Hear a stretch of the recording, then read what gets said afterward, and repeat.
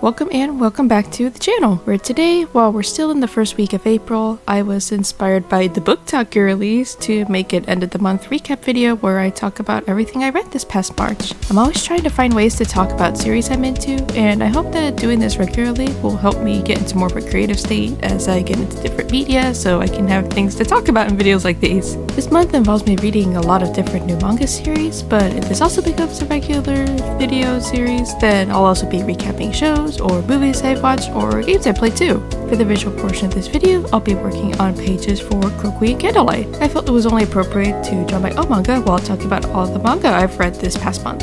So the first series I wanted to talk about here is Happy Sugar Life. This is a manga I've had on my backlog for a really long time, and one day I was in the mood to read something new and decided then was the time to finally check it out. I read the entire series over the course of a few days, and while I did mostly enjoy it, I walked away from it with mixed feelings overall. One aspect of the manga I had trouble with was how the art style felt too cute for how dark and serious of a story was being told. Now, that probably sounds really weird coming from me specifically because I normally draw a cute shoujo art style, but I also love making creepy survival horror fan art, and I love horror series that are able to combine creepy and cute themes, but in Happy Sugar Life's case, I don't think the art was serving the story as well as it could have. I feel like instead of the art being able to seamlessly morph from cute to scary during more intense scenes, the art was trying to look scary while still being cute at its core, so it kind of neutered the impact of those scenes. Also, we're getting into spoiler territory here, but I didn't love the ending.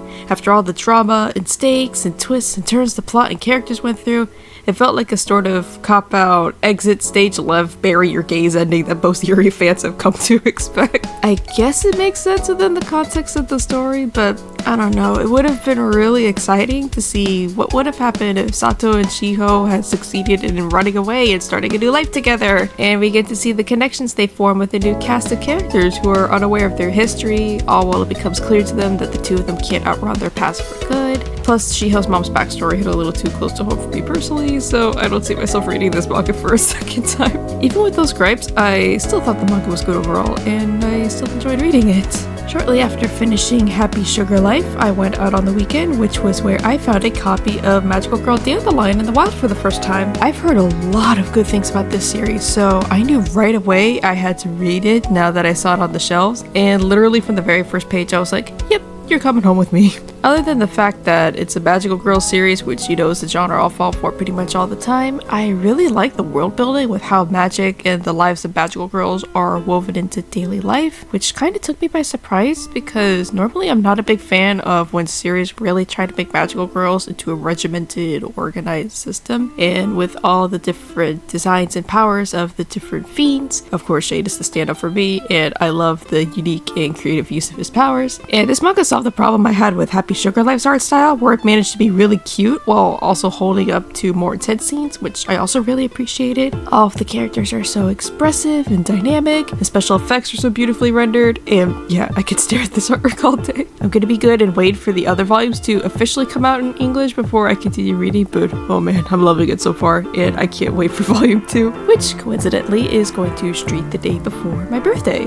The same day I bought Magical Girl Dandelion was also the same day I completed my collection for the new Magic Knight Rayearth translation. So this is a manga series that's very near and dear to my heart. It's been my favorite Clamp series for a long time now. I feel like the story gets better with each reread as time goes on, and you pick apart little details and the way each character operates. And I love how the interpersonal conflict between the main heroines is handled by them trying to work together and cope with the confusing situations they found themselves in. Instead of having them bicker constantly, you can really tell how close friends Hikaru, Umi, and Fu are, and how deeply they care about each other. On top of that, I am continually mesmerized by how spellbindingly detailed the artwork is. I can only wonder how much each page cost to make in screen tote packs. In fact, when I was drawing my manga 𝚘𝚎𝚎 last year, I had part 1 on standby for reference whenever I would draw and render Isabella's water powers. At that time, I had the Dark Horse omnibuses. They were my first introduction to the story all those years ago, and they were the only ones readily available for me to purchase at the time, so I never owned or read the Tokyo Pop translations. For as much as I loved Magic Knight Rayearth, I did not love reading it as an omnibus.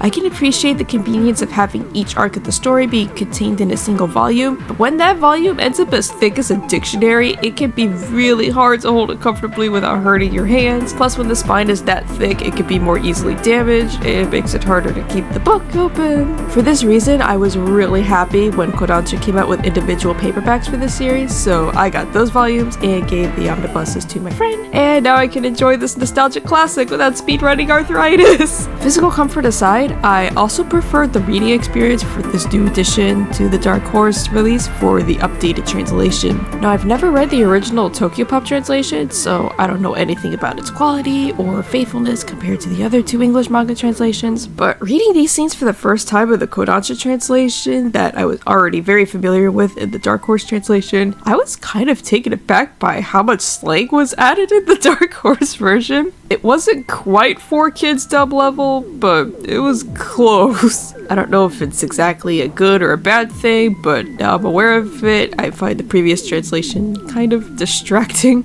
Anyway, I'm really glad that I own individual volumes of this iconic manga now, and I'm going to read it way more often since I don't have to worry about breaking my fingers anymore. By the way, how many of you guys are looking forward to the new anime adaptation? I still need to watch the original anime, but the reboot trailer looks absolutely gorgeous. We really are in a retro shoujo isekai renaissance now, aren't we? After harping on the Magic Knight Rayearth omnibus releases, it feels weird to note that all the other manga I'll be talking about for this recap will be omnibuses, because on another occasion, I also read the first collected edition of Inuyasha, which of course contains volumes 1 through 3 of the original books. This reading experience, however, was a lot better. The paper wasn't as thick and the binding was less tight, so there wasn't any pain in my hands as I was holding the book. I feel like every time I go to the manga section of a bookstore, the first thing I do is see if 𝚑𝚘𝚎𝚑 is there, but I've never been able to find the first volume. So I was glad to see Inuyasha during this one particular visit, and I felt like I owed it to myself to finally check it out, you know, for weeaboo media literacy's sake. Plus, you guys know how big a fan I am of Kappa Yamaguchi, so that made me all the more receptive to Inuyasha. So the first volume was the only one Barnes & Noble had in stock, and honestly I think I might stop at that point, only because I didn't realize until I started writing the outline for this video how long it was, and I felt very intimidated by that. 558 chapters. Man. Maybe I'll just watch the anime if I want to get my Inuyasha fix, because I really did enjoy what I read so far. I thought the beginning was a little slow, but once I got in, I really got in, and I was sad there weren't any more volumes on the shelf. I really like both Inuyasha and Kagome individually as characters and the dynamic they have with each other, and Sesshomaru is really pretty, and Shippo is an adorable menace. And of course, Rumiko Takahashi's art is absolutely legendary, are you kidding me?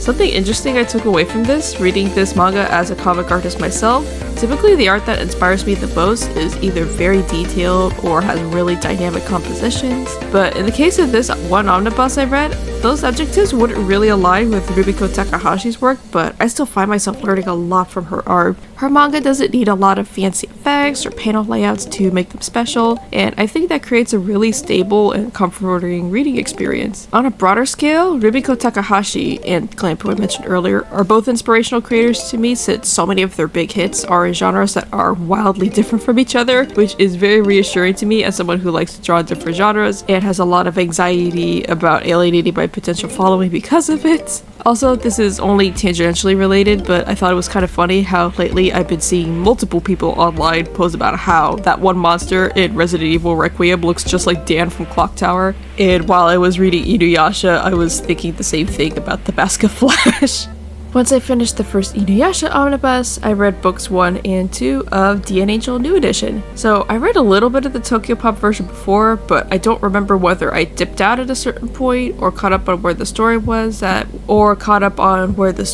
when it was printed, because obviously the series went on hiatus for a really long time until the manga picked it back up in 2018. Actually, I think I did put it on my DNF list, but when I saw the omnibus at Barnes & Noble too, I was willing to give it another try, just because this series is an old favorite of one of my friends, so that made me more receptive to giving this series a chance because I associated with that friend and I miss that friend. So jumping into DN Angel after reading Inuyasha was pretty whiplash inducing, just because of how much more detailed DN Angel's art is compared to Inuyasha. There's a lot more screen tone effects and the panel layouts are way less static, so that kind of took me off guard. Catching up on the chapters that I already read in the original translation, it was definitely as weird as I remembered it being, and I can kind of understand why all the rom-com shenanigans needed to happen. I guess.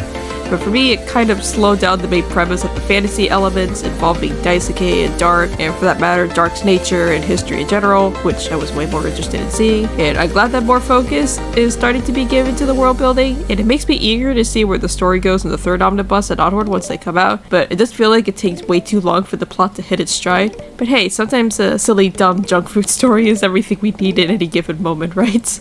Last but certainly not least, the final new manga that I read in March was Volume 1 of 𝚢𝚘𝚎𝚑 20th Anniversary Edition. Between this, the original series, Jewel Joker, and the 𝚢𝚘𝚎𝚑 spin-off, I feel like I'm collecting versions of the manga like I'm trying to summon 𝚘𝚎𝚑.